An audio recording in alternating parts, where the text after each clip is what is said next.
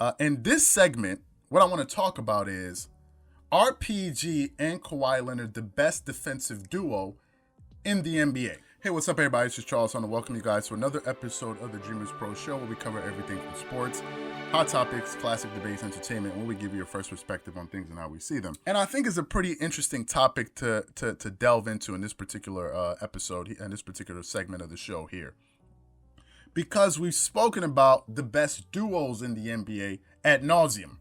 Right? We all know the best duos, but for some of you guys that kind of forgotten it, because I know it was a big theme last season, tandems in the NBA, let me just give you guys a quick rundown of some of the best duos in the NBA in no particular order, okay?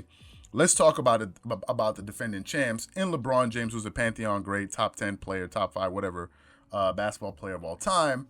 And then you have Anthony Davis. These guys are really good. LeBron James probably the best player at his position of all time. Some people will argue that it was Larry Bird. But the only difference with LeBron James is a little bit older. He's about 36 years old. And then you have Anthony Davis, who's a stud, man. Any way you slice it, the dude can ball. Then you have, of course, Kawhi Leonard and Paul George. Kawhi Leonard and Paul George are also one of the top NBA duos out there, for sure. Premier. Top duos out there. Then you have John Wall and Avery Bradley. Now, let me just say this. John Wall, yes, he's been injured, but John Wall can get you a solid 21 points a game, 7 plus assists per game. And Avery Bradley last season averaged about 30 points a game. So these guys are a dynamic scoring backcourt, very explosive, very quick, especially John Wall. John Wall may be the quickest player on the break, and probably Russell Westbrook is up there. Another top duo in the NBA, of course, is Russell Westbrook and James Harden. Now, both of these guys are two former regular season MVP winners. Russell Westbrook led the league in triple doubles, I believe, for 2 or 3 straight seasons. James Harden has led the league at least for the past 2 or 3 seasons in scoring. He's a monster. He's a scoring machine for the Houston Rockets, but also he's a great playmaker. He can hit some big shots, although sometimes he tends to come up short in the playoffs. But nevertheless, these two guys are box office and certainly amongst the biggest draws in the NBA. So no one can dispute the fact that Russell Westbrook and James Harden are a legitimate, bona fide, powerhouse of a duo. Now, some people may say, I'm gonna throw them in there, but some just for the giggles of it. Some people may say Joel Embiid and Ben Simmons. Joel Embiid is a stud when he's healthy. Ben Simmons is a fantastic player, especially on the defensive end, playmaker. The only issue that he doesn't shoot much. I wouldn't put these two guys at the top there. Then you have Giannis Antetokounmpo and Chris Middleton. Giannis Antetokounmpo, 2-time back-to-back regular season MVP, recently Defensive Player of the Year. We all know Giannis Antetokounmpo is a monster, puts up monster numbers. It's going to get you close to 30 points a game, 13 rebounds, a block, and a steal.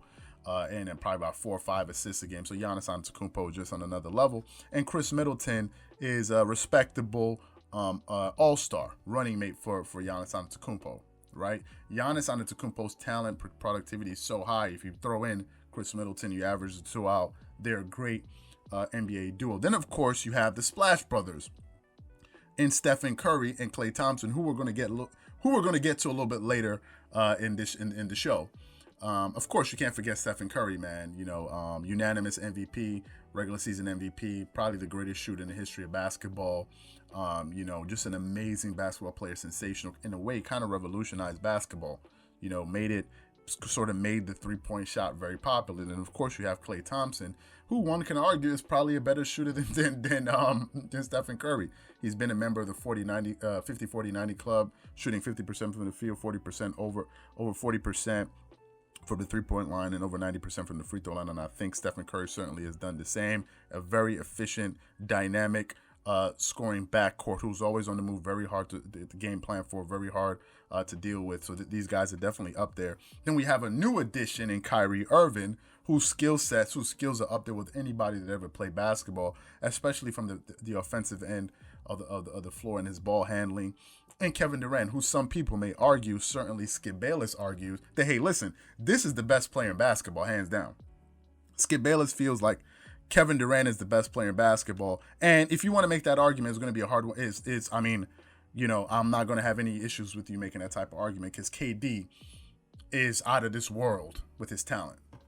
He is out of this world with his talent, and the only issue is that, yes, he's coming off an Achilles tear. But last time we saw KD, man, the guy was averaging 26, shooting over 50% from the field, man. Like the dude is just a monster. He's also been a part of the 50-40-90 club and also led the league in scoring all these things. So Kevin Durant is just up there with Kyrie Irving, and we can even throw in Nikola Jokic and Murray. You can throw them in there as well as being one of the top duos, and obviously Donovan Mitchell and Rudy Gobert. Rudy Gobert, especially for his defensive specialties that he has.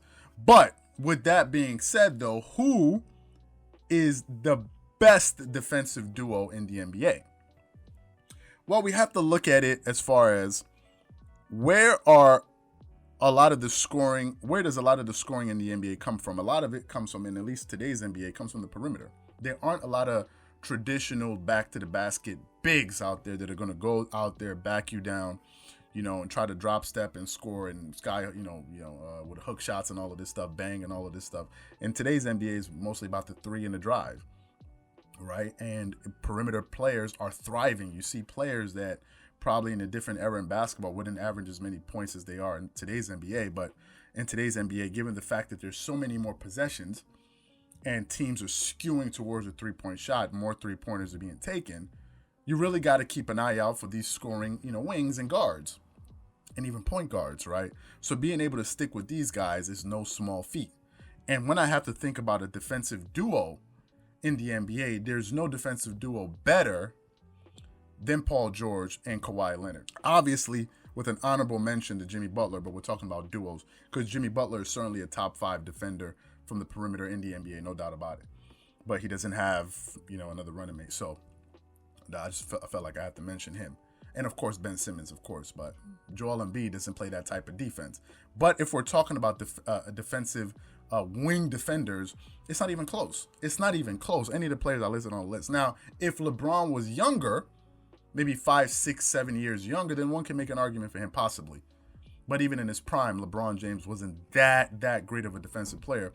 Of the top 5, he's only made, I think, 5 all-first defensive teams. About 5. So, compared to Kobe, who made 9, Jordan, all these guys who made 9, so I wouldn't put him there.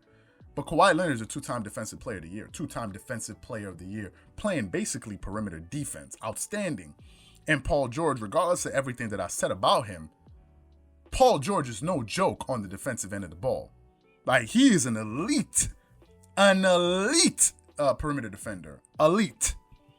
If you watch, Paul George knows how to play angles. He has very quick hands. He has a lot of lateral quickness. He can beat you to the spots. He has great defensive instincts. He has good length to him. Paul George is a very great defensive player.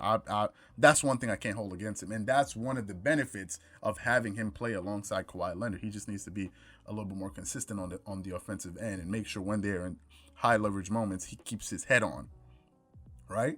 But Kawhi Leonard has 2 Defensive Player of the Year awards, and Paul George, 2 seasons ago, finished top 3 in Defensive Player of the Year award and include MVP. But let's just focus on the defensive side of the ball. So for me, I think these are 2, without a doubt, the best of the best defensive duos in the NBA. And I don't think it's really close. Maybe there's some other duo out there that I'm missing, but I don't think they come close to these 2 guys here. I mean, some of you may say I'm biased, but if I'm biased, okay, name the duo that's better on the defensive side of the basketball than Paul George and Kawhi Leonard. I don't think there's a duo out there, to be quite honest with you. But if you guys feel differently, if you disagree with me, whatever you guys think, please leave your thoughts and comments in the comment section below. Again, if you haven't subscribed to the channel, make sure you subscribe to the channel, hit the notification bell if you haven't already, and if you're enjoying the content, make sure you hit the like button, as I said before.